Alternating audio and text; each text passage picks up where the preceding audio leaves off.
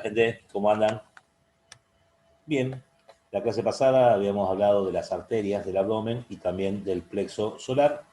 Hoy vamos a hablar del sistema de venas abdominales y también vamos a hablar de linfáticos del abdomen. O sea, les conviene ver bien primero el tema arterias para poder comprender la parte venosa, ya que va a ser el retorno de la sangre a partir de los órganos abdominales.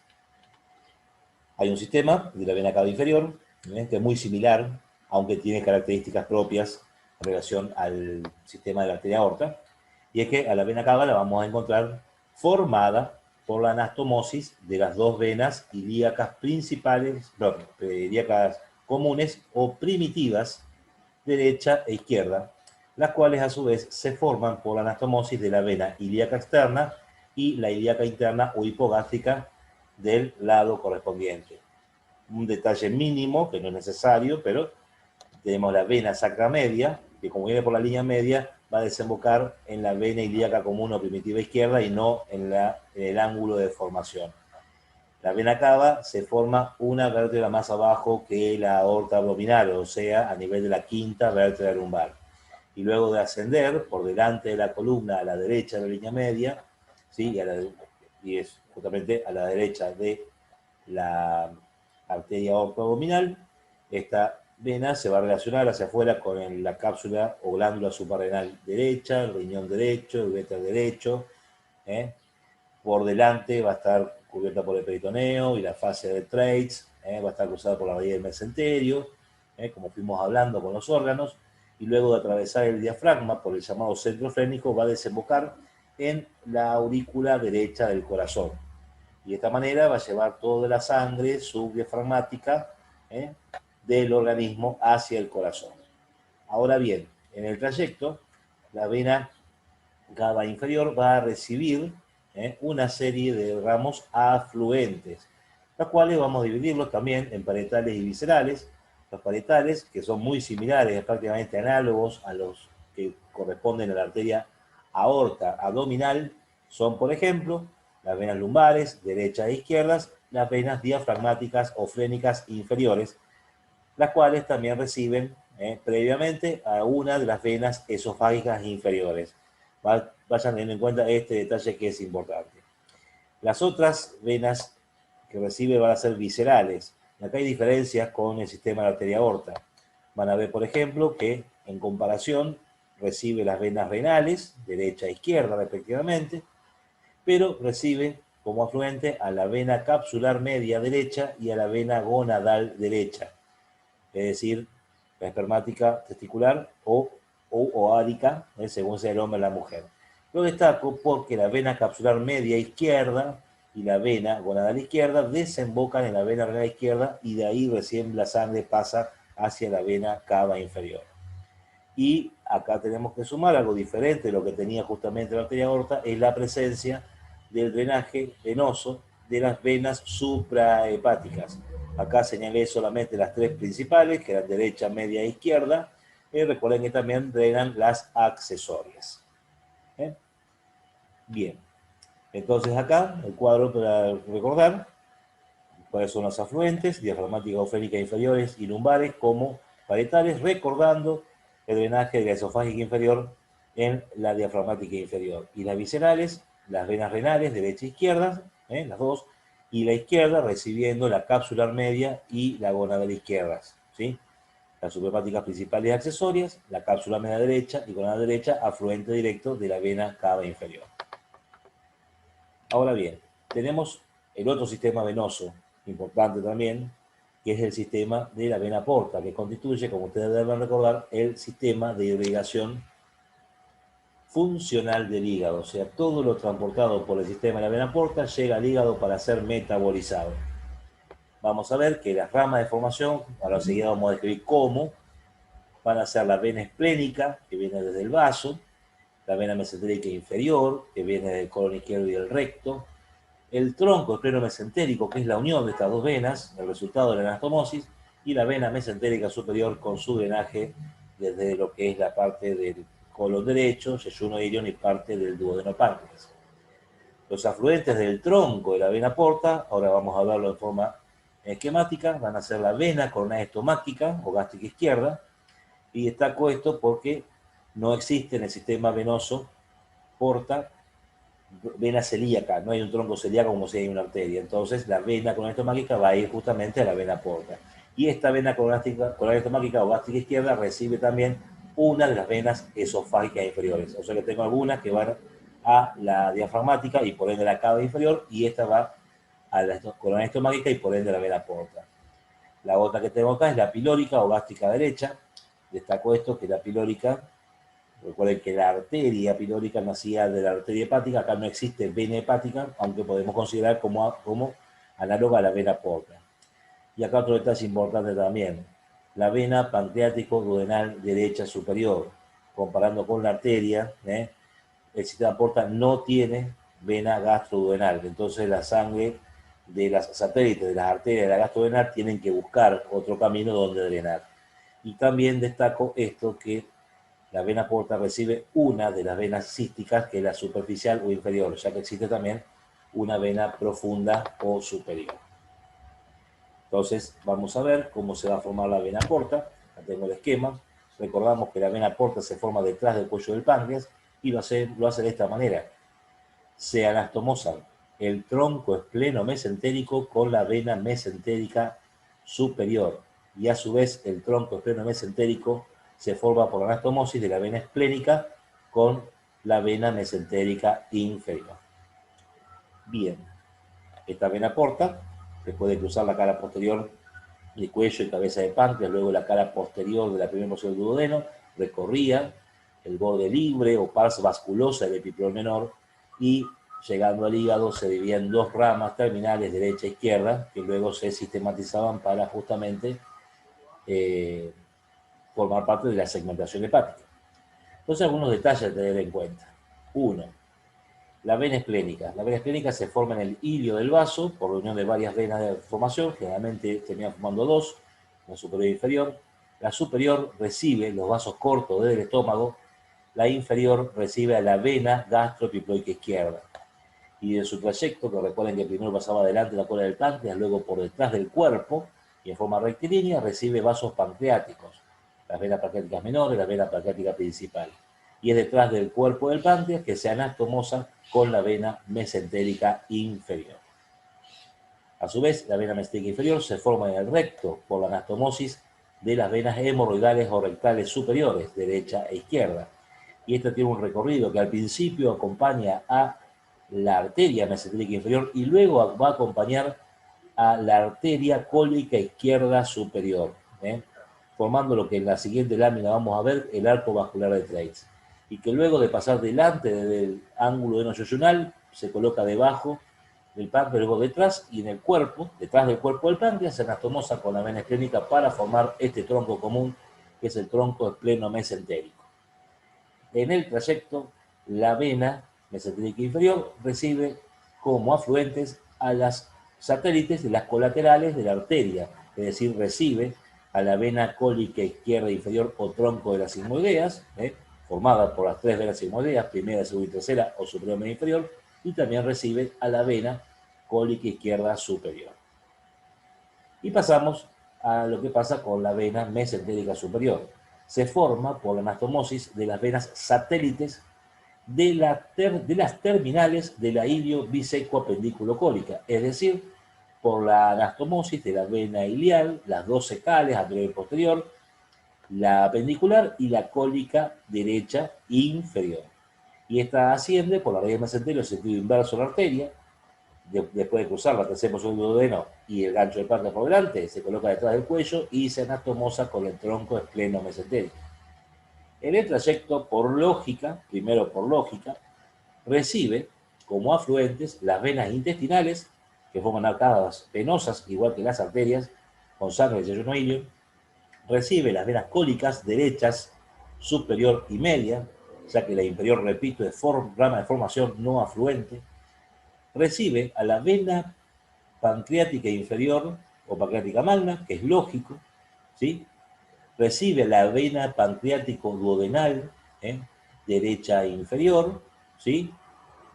Y que que esto es sí para destacar, porque esta debería ir a la vena gastrodenal y, sin embargo, va a la vena mesentérica. ¿Por qué no va a la gastrodenal? Como ya dije antes, no hay vena gastrodenal. Recibe la vena pancreático-denal izquierda, que esta sí era lógica, y también recibe a la vena gastroepiploica derecha. O sea que fíjense, la gastroepiploica derecha, la pancreático-denal derecha inferior y la pancreático-denal derecha superior, ¿sí? Si fueran arterias, eran ramas colaterales de la arteria gastrodenal hepática, pero como no hay vena gastrodenal, tienen que buscar a desembocar en otras venas diferentes. Por eso es que la vena pancreático-denal derecha inferior y la gastroepiploica derecha drenan en la vena mesentérica superior y la pancreático-duodenal derecha superior, como ya dijimos en el cuadro, drena en la vena porta, en el tronco de la vena porta. Y acá, como ya estamos en el tronco de la vena porta, vemos que recibe la vena coronaria estomáquica, que a su vez recibió a la vena esofágica inferior, recibe a la vena pilórica, o sea que esto es lo que estaba formando en el sentido venoso, el pedículo de la curvatura menor del estómago, y como ya adelante recibe la vena cística superficial, también llamada inferior. Lo destaco porque existe una vena cística profunda o superior que drena en la rama derecha de la vena porta. Y van a observar entonces que están destacadas la rama de formación, esplénica, mesentérica inferior, tronco mesentérico, mesentérica superior de la vena porta. Aclaro una cosa, para Rubier no existe el tronco mesentérico, directamente dice que la vena esplénica se une con la vena mesentérica superior para formar la vena porta y en el trayecto recibe a la vena mesentérica inferior. La mayoría de los docentes no están de acuerdo con eso porque evidentemente el calibre de la vena esplénica aumenta a partir de la desembocadura, como dirían, de la mesentérica inferior por el volumen que trae de sangre. O sea que la gran mayoría de los docentes coinciden con que hay un tronco espleno mesentérico. Y están destacadas acá en naranja las dos císticas por este detalle puntual, pero estaría bueno que lo sepan. En el sistema venoso porta hay una vena por arteria, excepto las venas císticas, que son dos venas por una sola arteria. A veces esto lo podríamos considerar como raro, porque por ejemplo en los miembros superiores e inferiores en general hay dos venas por arteria. Bueno, no siempre hay leyes, o sea, las leyes tienen sus excepciones, así que en el caso del sistema porta hay una vena por cada arteria y la única excepción son las venas císticas. La superficial o inferior drena en el tronco de la vena porta antes de dividirse, la profunda o superior desemboca en la rama derecha de esta vena porta. Entonces, con esto de venas llegamos a un tema. Perdón, me he olvidado de decirles lo de la vena mesentérica. Hoy, vuelvo para acá, es que la mesentérica inferior al principio acompañaba a la arteria correspondiente, luego acompañaba a la cólica. Bueno, esto puede ser pregunta de examen, no solamente en el tema de vasos, sino también en el tema duodeno, ya que la relación de lo que voy a explicar ahora se encuentra por fuera, en la cara izquierda de la cuarta porción del duodeno, y que es el llamado arco vascular de Treitz. Acá, como ustedes ven, la mesentérica inferior se dividía hacia abajo en dos arterias hemorroidales superiores, derecha e izquierda. La vena mesentérica inferior se forma por la anastomosis de las dos venas hemorroidales o rectales superiores, derecha e izquierda, la acompaña a la arteria hasta que llega al origen de la arteria cólica izquierda superior. Entonces ahí la abandona a la mesentérica inferior y acompaña a la arteria cólica, ¿sí? Y luego de colocarse por fuera, la cruza por delante y luego por dentro, pasa por delante el ángulo de Treitz, ¿sí? Y detrás del cuerpo del páncreas se une la esplénica. Cuando se habla de la formación del arco vascular de Treitz es por esta relación justamente. Entonces observen acá el detalle, que está destacado justamente en amarillo. La vena mesentérica inferior, al principio, se encuentra por fuera de la arteria cólica izquierda superior, que pasa por delante y se coloca luego por dentro. Entonces queda esta imagen acá, que nosotros la llevamos acá inclusive, sin el color, se forma una especie de segmento de círculo, y un segmento de círculo es un arco. El arco vascular de Treitz se forma por dos vasos que son diferentes en el sentido de que no son parte del mismo lugar, porque la vena mesentérica inferior viene del recto, ¿sí? Por su origen y va recogiendo sangre del colon izquierdo, mientras que la arteria cólica izquierda solamente viene del colon izquierdo, no del recto. Entonces, como un segmento de círculo cóncavo hacia adentro o hacia la derecha, el segmento de círculo al principio hacia abajo es arterial. Luego está el cruce, por eso decimos que es arteriovenoso, y por último decimos que lo forma la vena, por eso es venoso. Todos los textos dicen lo mismo. La relación es cómo se coloca la vena, primero por fuera, luego por delante, luego por dentro de la arteria cólica izquierda superior. Por lo tanto, el arco es primero arterial, luego arteriovenoso y por último venoso, porque los dos vasos que están participando acá se describen en sentido ascendente. Arteria, vena y vena. Entonces, ahora sí, ya que hablamos del sistema venoso, hay un tema muy importante, ya lo estuve adelantando cuando hablamos de esófago y de recto, que es el sistema de anastomosis por tocabas, y también vamos a ver el cava-cava.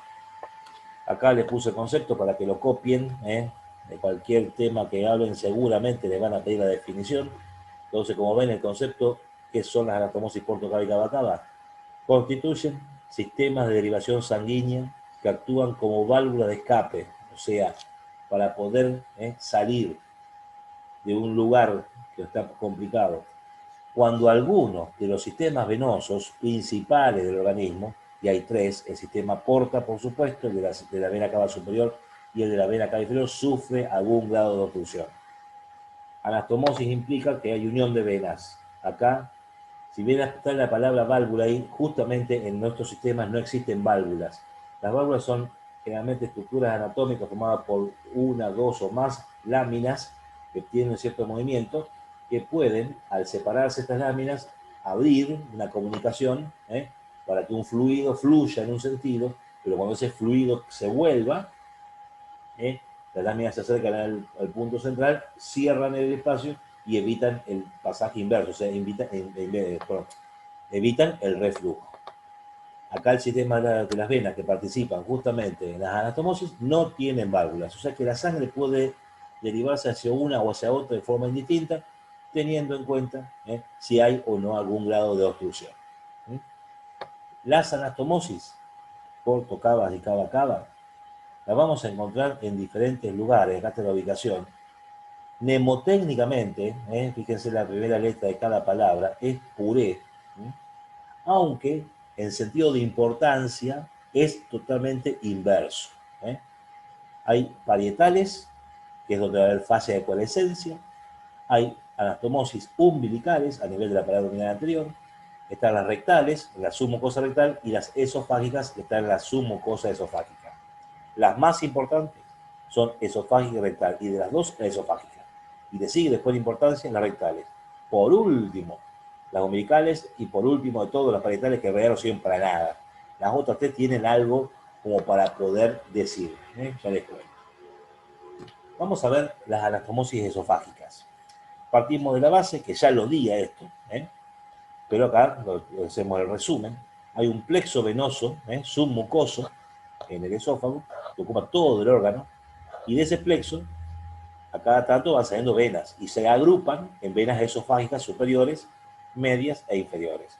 Esto es lo que habíamos visto en los territorios, superior, medio e inferior del esófago. Las venas esofágicas superiores, sean derechas o izquierdas, no importa, van a drenar en venas tiroideas inferiores, derecha e izquierda. Lo que sí, las venas tiroideas inferiores drenan directamente en el llamado tronco venoso brachiocefálico izquierdo, ¿sí? El izquierdo, que se va a unir al derecho para drenar en la vena cava superior. O sea, porque justamente, mejor dicho, los dos troncos venosos se unen y forman la vena cava superior. Las venas esofágicas medias van a venas del tórax, importante, llamadas venas ácigos. Del lado izquierdo está la vena ácigos menor, que recibe algunas venas esofágicas medias.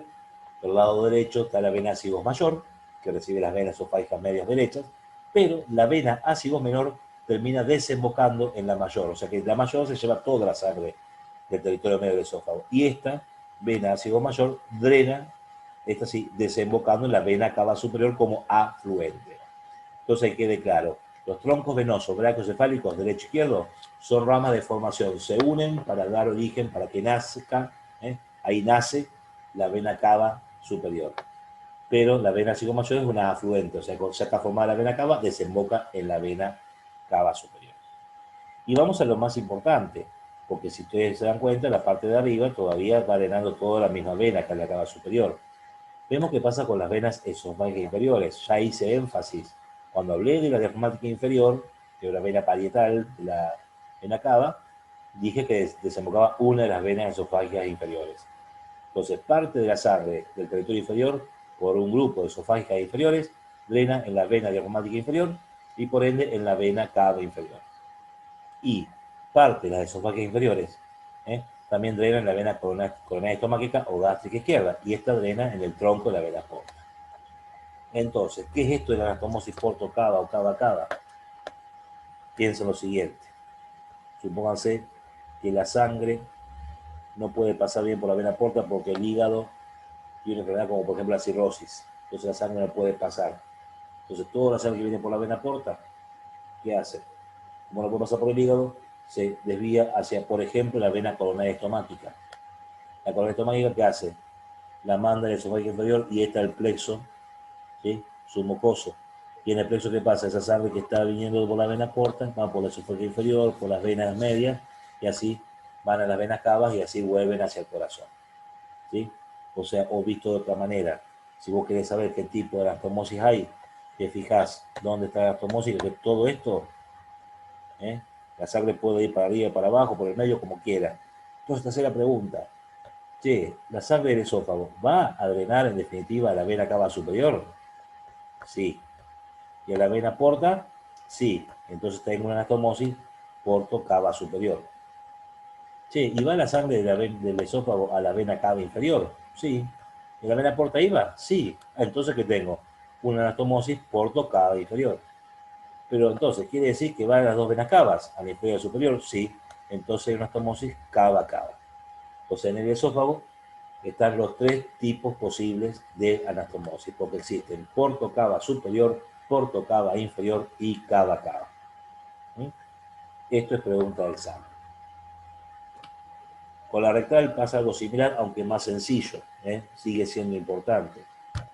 En el plexo venoso hemorroidal, también la sangre puede drenar en cualquier sentido, está a lo largo del recto, no hay válvulas, y existen dos venas hemorroidales superiores, las cuales se unían y forman la vena mesentérica inferior, que esta, cuando se une con la esplénica, forma el tronco mesentérico, forma la vena porta, o sea que por intermedio de la mesentérica inferior, la parte superior del recto drena en la vena porta. Ahora, ¿qué pasa con las hemorroides medias? Las medias van a formar la vena hipogástrica, y la vena hipogástrica se unía con la ilíaca externa para formar la ilíaca común o primitiva, y las dos primitivas formaban la vena cava inferior. O sea, en este sentido, la hipogástrica drena la primitiva común y esta la cava inferior.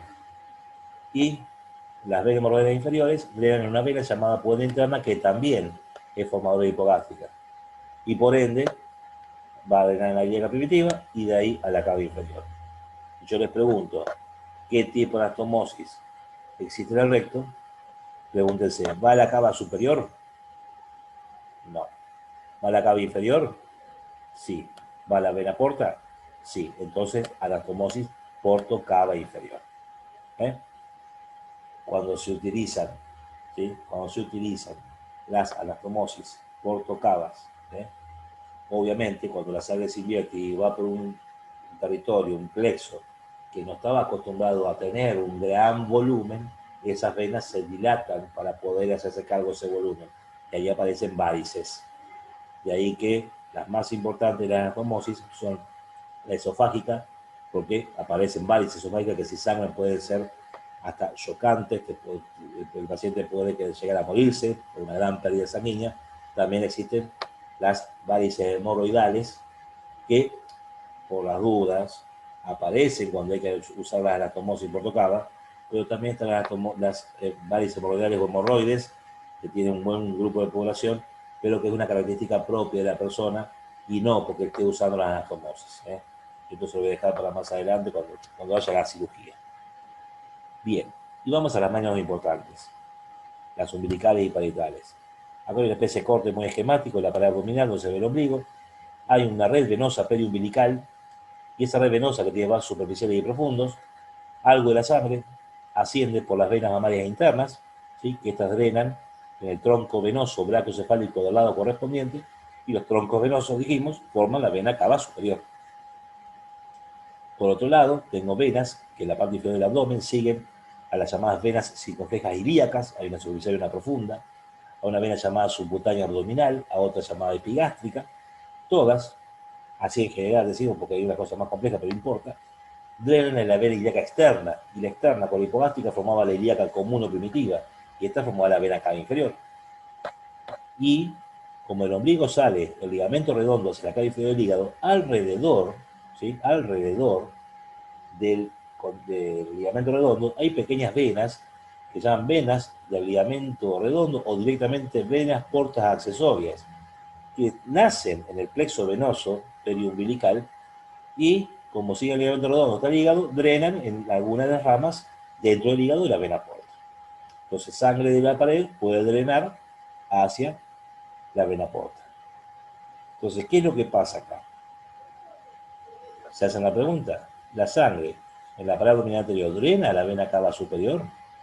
Sí. ¿Drena a la vena porta? Sí. Entonces, hay anastomosis porto cava superior. ¿Drena la vena cava inferior? Sí. ¿Y drena la porta? Sí. Entonces, ¿qué hay? Porto cava inferior. Entonces, ¿drenó a las dos venas cavas? Sí. Entonces hay sistema anastomosis, perdón, cava, cava. O sea, igual que en el esófago. ¿eh? Las esofágicas umbilicales tienen los tres tipos: porto cava superior, porto cava inferior y cava cava.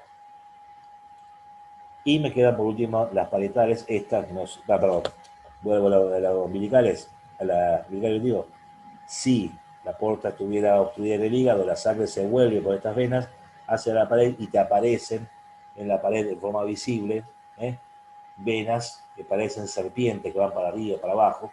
De ahí el nombre que con el ombligo en el centro se habla del signo de la cabeza de Medusa cuando se utiliza esta anastomosis. Medusa, el personaje mitológico que tenía cabellera de forma de serpiente, que si te miraba a los ojos te transformaba en piedra y que mató a Perseo, bueno, toda esa historieta. Bueno, y las menos importantes, pero tenéis que saberlo por la cuestión académica, son las parietales, donde se producen en la fase de coalescencia. ¿Por qué? Y la fase de coalescencia tiene tejido conectivo, así que hay pequeños vasos, hay venillas. Y la fase de coalescencia la formaba, por un lado, el peritoneo parietal, ¿sí? En este caso posterior, y una de las hojas del meso primitivo y parte del peritoneo visceral del órgano que tiene fascia, como pasa el duodeno-páncreas, con ascendente, descendente. Entonces, ¿qué sucede? La pared posterior, ¿sí? Es recogida la sangre por una vena lumbar, que es afluente de la vena cava inferior. El órgano, por una vena mesentérica, ¿sí? Y por ende la mesentérica, la vena porta. La sangre del peritoneo depende de donde esté el peritoneo, porque la sangre parietal va a ir con la pared, la sangre visceral va a ir con la víscera. Entonces, en la fascia hay venillas donde se mezcla la sangre de la hoja parietal y la hoja visceral, o sea que la sangre puede derivarse a cualquiera de las dos venas, o a una vena mesentérica o a la vena lumbar. Por ende, como va a la vena cava inferior o a la vena porta, en la pared tengo solamente anastomosis porto cava inferior. Bien, y para terminar la clase, vamos a hablar un poco de linfáticos. En realidad ya estuve hablando con cada órgano de los linfáticos, ¿sí? De cómo drenaban. Acá va a ser solamente una especie de resumen, pero tengan en cuenta que le va a servir para este año y para el año que viene. ¿Sí?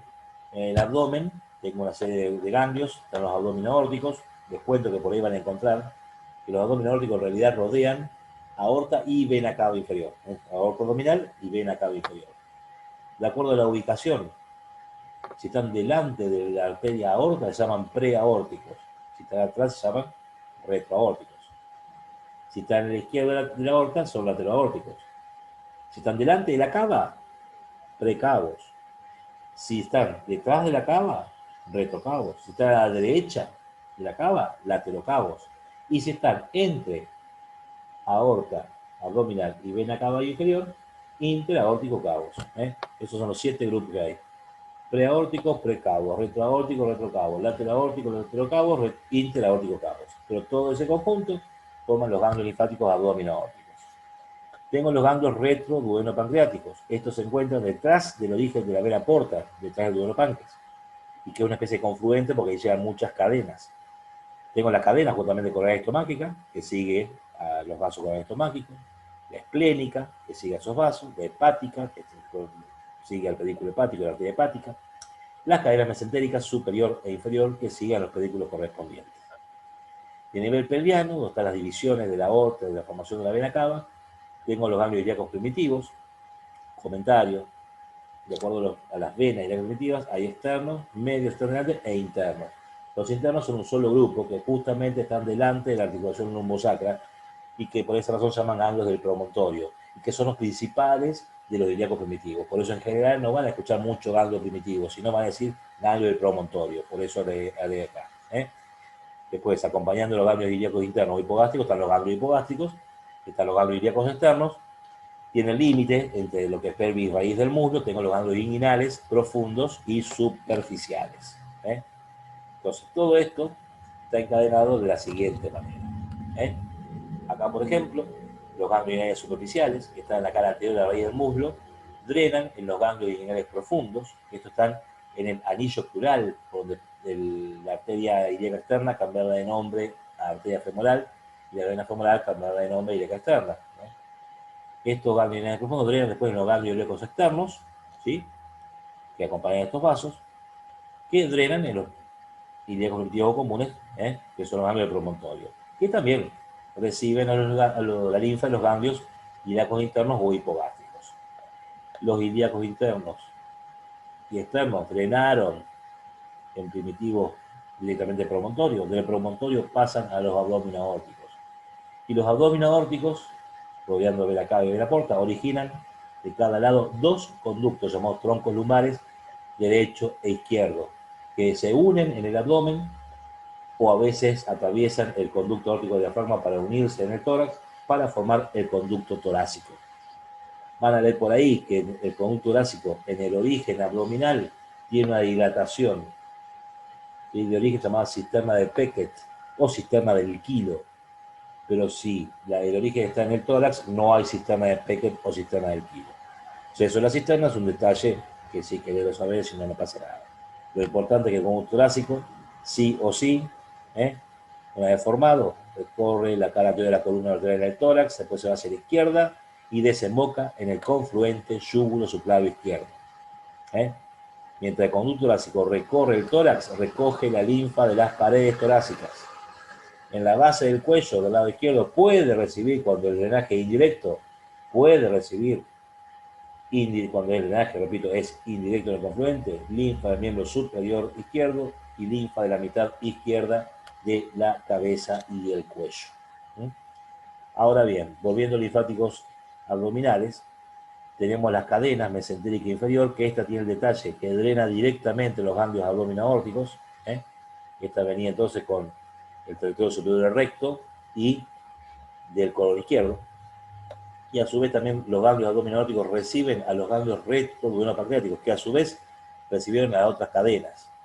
La esplénica, si recuerdan, recibe la linfa del vaso, estómago y páncreas. Cadena hepática lleva linfa de hígado, vesícula biliar, estómago, duodenopáncreas.